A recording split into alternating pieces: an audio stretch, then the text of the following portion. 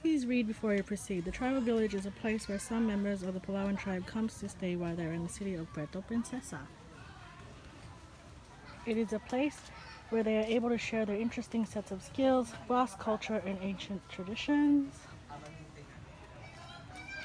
It is a place where they can sell their own handcrafted products from the highlands and mountains. They come and go here from the mountains. Some of them stay for a few weeks or months, while some of them stay for just a day or two as another family comes to stay. So it says, come in. They are proud to share their story and a few of their tricks. It's not a show, it's called cultural sharing.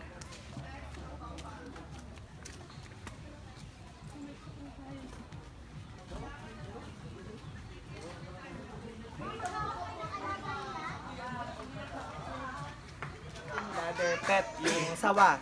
So, it's waiting for us mamaya. So, ilalabas po ulit yun. Okay? Na ating mga minan, kabag na natin mo.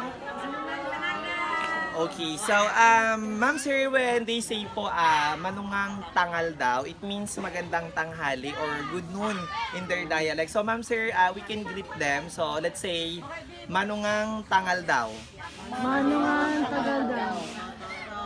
Yan, magandang tanghali din daw po sa inyo. So those people po they are all full-blooded natives that belongs to Palawan tribe. So ma'am sir, our Palawan tribe po, they are one of the indigenous group of people that been living in this island for many thousands of years. So I think some of you po is very familiar na with the Tabon man or the caveman, the first oldest human remain that was being founded at the Tabon Cave before.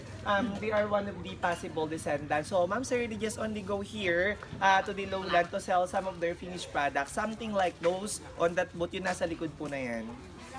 So, some of them po, they stay here for 2 days, some stay for a week or even a month. Then after that, some, they need to go back again to the southern part of Palawan, which is around 200 kilometer away from the city proper. But going up po some, they need to walk for at least 5 or 8 hours just to reach their entire village. So, but anyways po, part of their selling here, they also share part of their culture, then their daily life up in the mountain and how they live up. That's why we call this as cultural sharing. So, ma'am sir, it's not a show, okay? So, we call them po as Palawan, same as the dialect that they're using. So, if you can notice po, Palawan, that's our place. Then, Palawan, so those are the tribe from the word itself. On the green board, that's their ancient dying alphabet. So, we call that as Ibalnan. So, it's different po from the Alibata or the Baybayin of the Philippines. So, the dialect po that they are using is closely related to Bahasa tribe of Indonesia. Then, if you can notice po, they have very fair skin. Hindi po likas na may itim.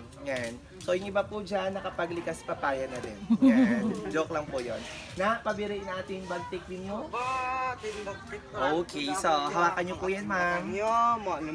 Okay, so ma'am sir, he is showing po one of the very important traditional product of their tribe. So hindi po tawas yan ha. So dagta po yan. So it's a sap or a resin from a huge tree. So we call that almasigat tree that grows from higher elevation. So at first, it was a sticky liquid, and after a couple of weeks or months, it turns into solid like that. So that's the time that they can only harvest. Then they will going to sell here to the lowland. So pag tinunaw nyo po yan, nowadays po, that resin is the raw material or the main ingredient on making paints, varnish, fiberglass, or even po our nail polish, and it is also flammable. So dito po sa baba, kayo po pinapang-apoy.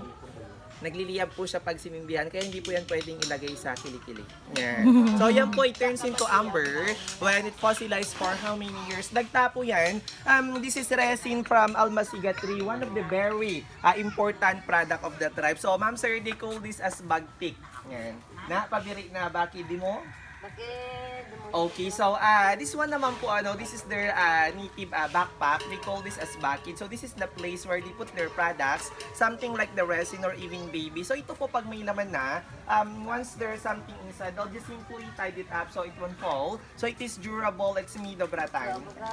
Okay, so he said when it's too heavy, they'll do the head support beside from the shoulder strap to carry more weight. So ma'am sir, they can carry for at least 30 to 50 kilos of this resin up and down to the mountain. So it depends also po upon the build of their body.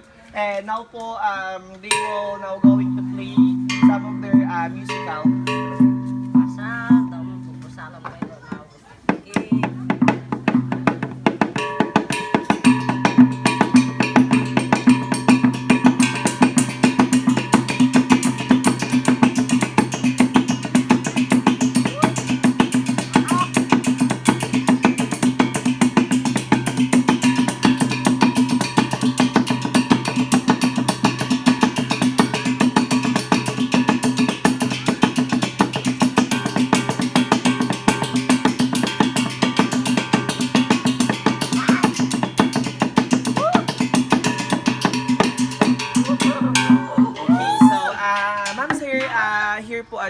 always, they don't dance just to entertain tourists or visitor because tribal dances are considered as a ritual which is sacred. So they only do dance when there's good harvest or when there's ceremony on their tribe. But later on, they will going to play po some of their music pa. So all of those musical instruments are all 100 years old, handed down by their ancestor, but they don't have metals before. So ma'am sir, they only got that through trading or barter between the Southeast Asian country. That's why they have metal trap.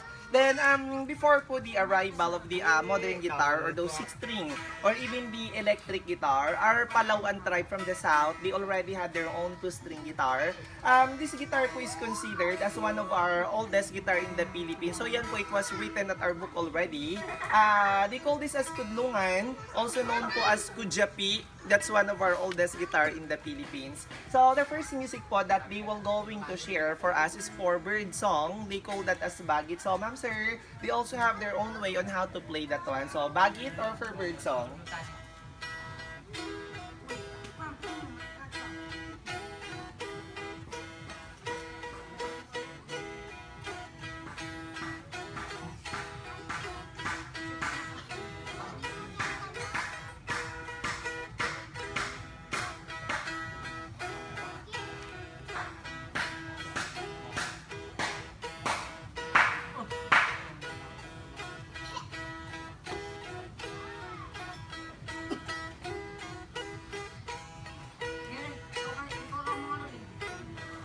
Okay, so this one naman po, it look like a very simple musical instrument. So it made with a wild palm. Kapirasong bat-bat lang po siya. Then on top, they put beeswax. This is the adjuster of the sound from the stingless bee. So ma'am sir, they play through vibration. So they call this as aruding or kubing po in some other province. So sila po they are all family related. Mga magkakamag-anak po to. But we have 10 families from 2 different municipalities. But they're all from the south. So we have from Rizal Town, then Brooks Point, Palawan. If you will going to check po sa mapa ng Palawan.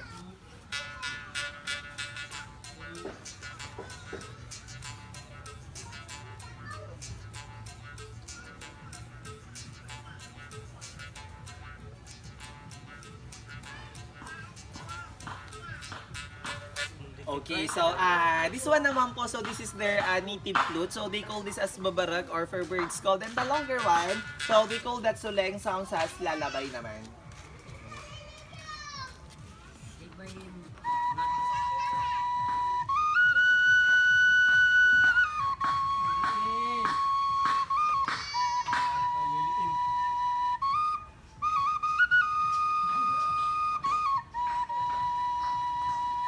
Okay, so by nature po, Palawan tribe, so they are all hunter-gatherers. So it means they only plant seasonally. They only plant during the start of the rainy season. Then the rest of the year, they are more on hunting than they gather wild crop. And on their tribe, ma'am sir, they don't use the bow and arrow. Hindi po sila gumamit ng pana. So they only have their sepotan or sumpit. So that's their blowgun for those long distance targets. So it's a 2-barrel bamboo. Dalawang bungo po siya to make it much more stronger. And on front, the black one, they put beeswax. That's for the front side. So everyone, let's watch them. Then that board over there will going to be their target.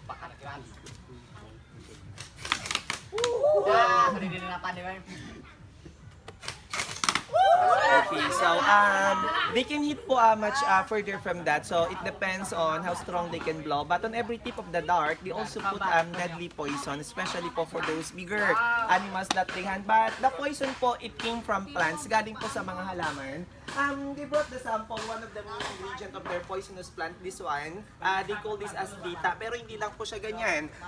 They need to collect the sap, then they mix with other sap of plant, then they will going to cook it with slow fire to make it much more poisonous and deadly. And on that frame, ma'am sir, those are the example of their poisonous dart. So once it hits the target, in just a matter of a minute, the target will die. But we just simply wash it with water so they can safely eat the meat. So that's the wonder of nature. But when it hits a human, something like us, or even them, pag nasugatan po sila, so the poison po is very potent. In just a matter of a minute, so say goodbye, there's no antidote for that one. Nakakamatay po siya even though sa tao.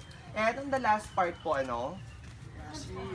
They will going to show us on how to make fire using a piece of metal and a stone. Kapiraso pong metal at bato. Flint stone, mga buhay na bato, marami po sa bundok niyan. Then, they also have po their own cotton, yung bulak. It came from the young shoot of palm sa mga pinagkayasan po nila. So, even though po we have the lighters and matches, they still prefer to use this one, especially po for those who still live in the interior forest like them. But for those who live along the community nowadays, some of them, they also use now lighters and matches. So this is a true friction. So they call that process santikan. So santik po means to strike.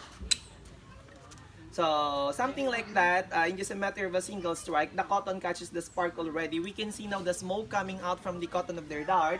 All they need now is some dry leaves or dry grass to make much more bigger fire. So, yan po, that's the fastest way on how to make fire for them. Mas mabilis po siya kaysa sa kawayan. For the young age po, especially for the boys, as early as age of 4, so they are being trained on how to survive in the mountain. Para paglaki po, magagaling na sila. So, the name of this boy is Maoy. Yan. Kaso lang po medyo ladi rice yung mga anak nila, sunod-sunod na.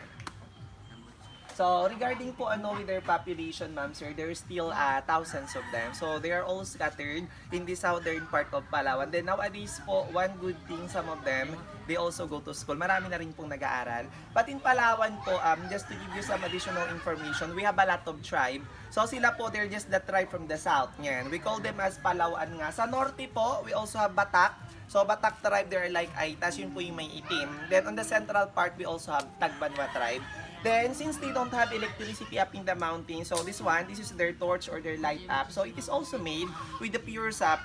Purong dagta, pero iba po sa nauna. So, ma'am sir, 1 foot of this may last for several nights. It may last for 3 to 4 nights. It depends on how they use it. And part of it, the smoke, they also use to treat some illness like stomachache or headache. Then, tribe people also believe that the smoke of this can drive away bad spirit or even bad luck, but keeps the good one. This is from family po of Pilinat. We call it here as salang, also good as an insect repellent. Mabango po to, smells like an incense. Paamoy ko lang po ha. Lalo na po pag sariwa pa siya. Yan. Mabango po to.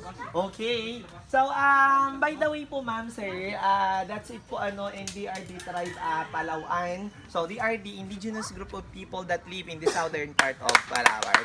Okay, so ma'am sir, for those who want to take picture, they will go to show their pet afterwards. Then to say salamat po, to say thank you everyone, let's say, makansang salamat. That's how to say thank you. Makansang salamat.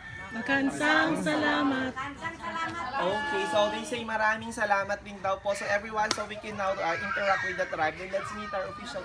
And these are the products that they make.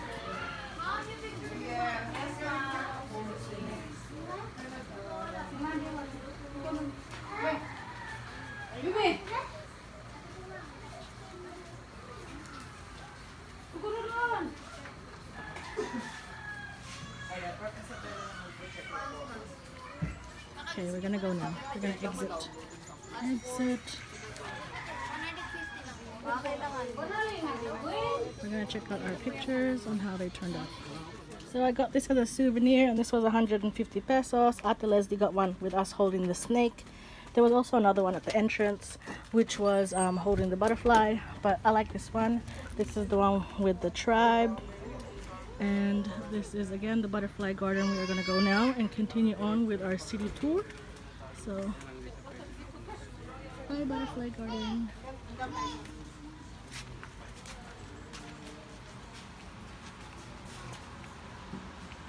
What is this?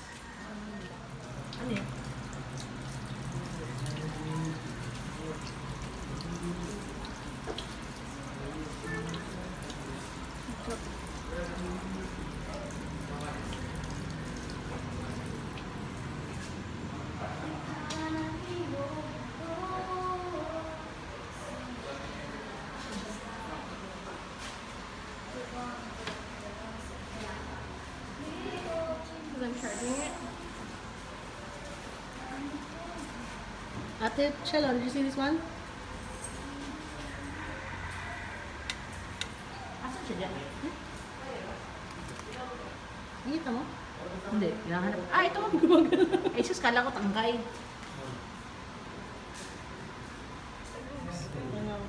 Those are worms. Worms? Is that what you're eating? I don't know. No, I don't think that's the one that you eat here. That doesn't look like oysters.